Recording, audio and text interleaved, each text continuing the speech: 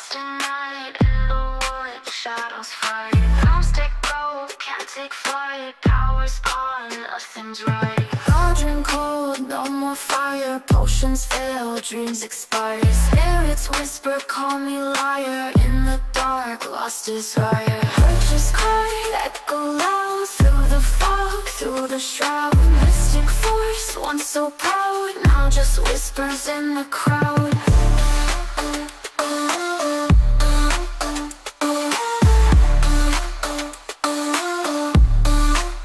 Babaylan TV. Hi Water Signs! Welcome po sa inyong reading. So this is for October the 25th to October the 31st reading. Yan, para po sa mga bago, don't forget to click the subscribe button, smash the like button, comment below kung kayo po ay nakaka-resonate, and hit the notification bell. Kung gusto nyo pong sumali sa ating live sessions, dun po yan sa ating kabilang channel, that is Babaylan TV. No? You're very much welcome to join our live sessions. No? Pwede naman kayo magtanong dito sa comment section as long as the question po is answerable by yes or no. Ayan. Bakit hanggang 31st na, no? Kung kakayanin ng schedule, may surprise po ako, no? By November. Ayan.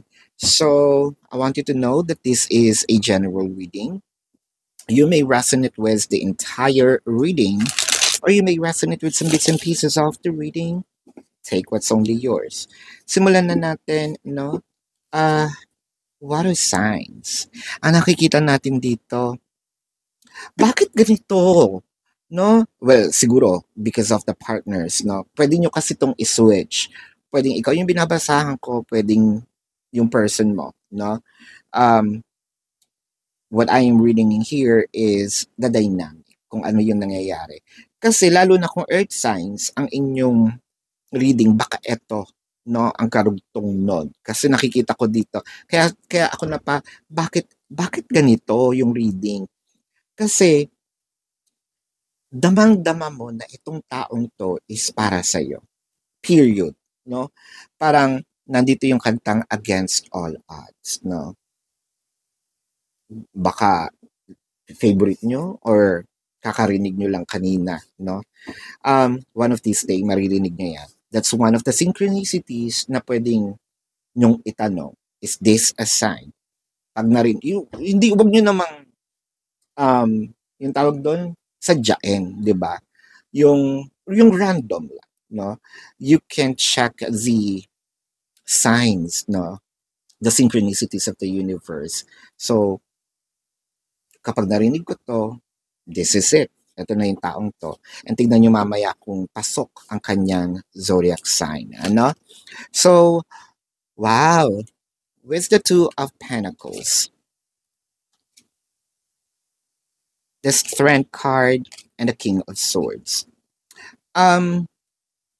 Wow. So parang yung isa dito, sabihin natin, hindi pa ganun ka genuine, no? Meron pang mga balang tinatago.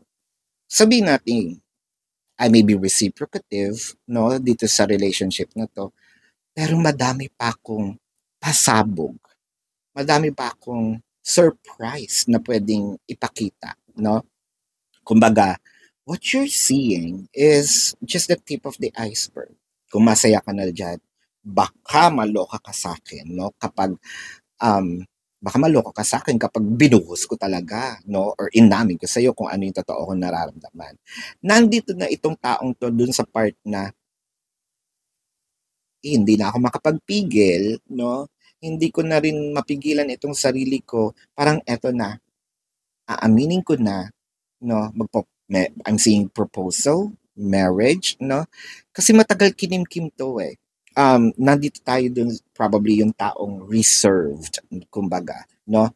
Itong taong ayaw, siguro tahimik, no? Ayaw masyadong magbukas ng emotion, no? Kasi when it comes to the Strength card, pwede nating sabihin na pag kinausap lang itong taong to, doon lang siya sasagot, no?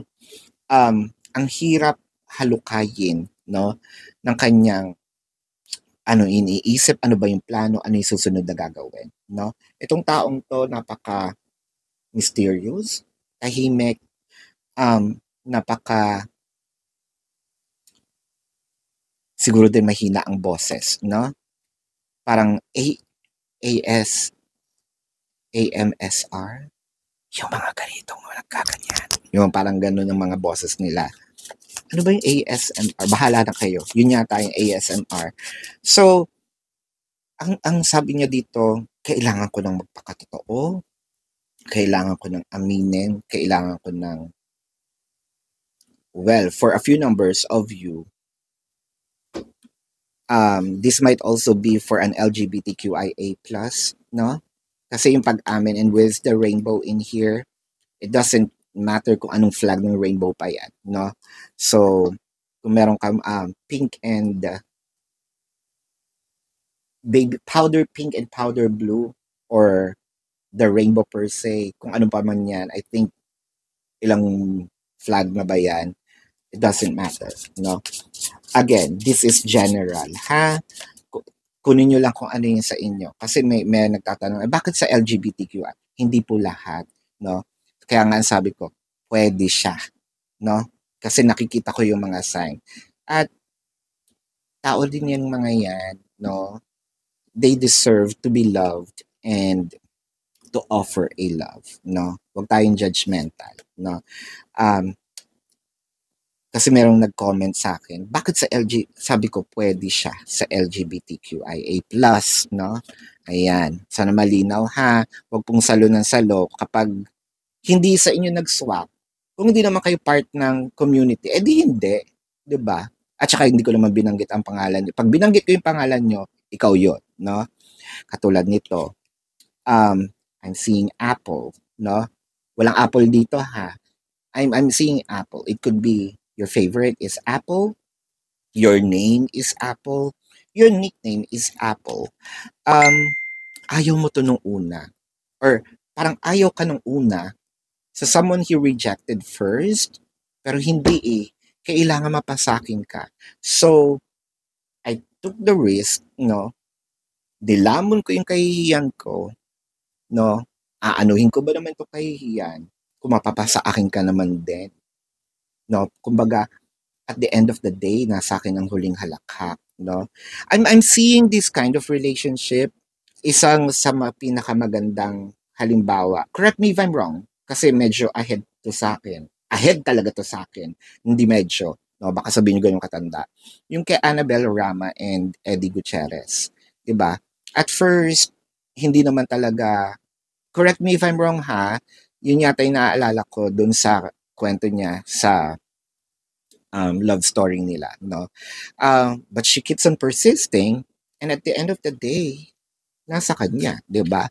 So, yun nga. With the 10, ang hirap, bukod sa tahimik, kuripot siya magbigay ng boses, kuripot din siyang magpakita ng pagmamahal, or per se, lalo na nung una, kuripot siya magpakita, period, no? So, parang lagi tayo nakadungaw, aantayin natin, no? Lalo na dito, no? Kung katrabaho ito, tsempuhan mo pa, no? Na kailangan sabay kayong mag-break, alamin mo, no? Kung nasaan yung, saan siya kumakain, susunod tayo doon, no? Hindi naman to yung pagka-stalker na nakakatakot, ha? Yung pag-stalk nyo dito, out of kilig lang, no? Gusto nyo malaman yung mga bagay-bagay sa kanya dahil hindi naman siya ma-share. One of the stalking here is checking their social media. Ayan. Nagbababad tayo, no?